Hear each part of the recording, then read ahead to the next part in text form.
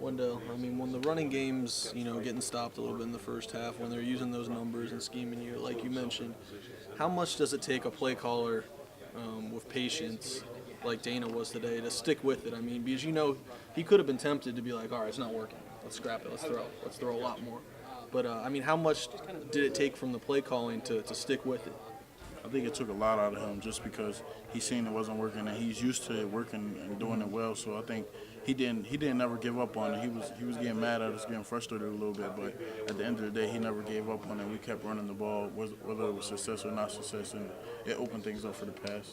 I mean, the output of the recent weeks, whether it's 400 yards rushing, 300 yards rushing, 295, have you guys kind of, I don't want to say spoiled yourselves, but have you built up really high expectations where an effort like today feels like a big letdown to you?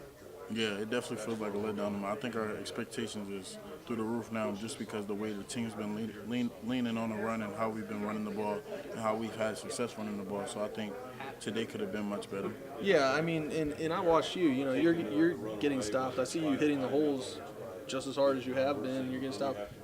How frustrating was that for you when it wasn't working, when you weren't getting as much traction as you used to? Well, I thought it was getting to me, but I don't think I changed anything I was doing. And once it started to get going a little bit, I started to get those gaps that I normally do. And I think just me having the courage to keep staying with it and being myself, I think I did good about it. Gotcha.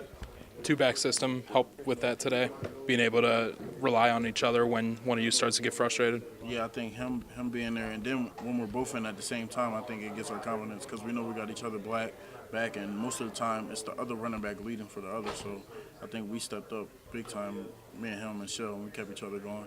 Seems like you've been the flashier runner this year, but Russell was able to make a couple guys miss. Just talk a little bit about him today and what you saw out of him. He just ran hard. He stopped waiting for linemen to make blocks, and I think he was breaking 2 tackles as soon as he got the ball, and I thought he just ran hard and didn't wait for anything, and he was straight downhill with it.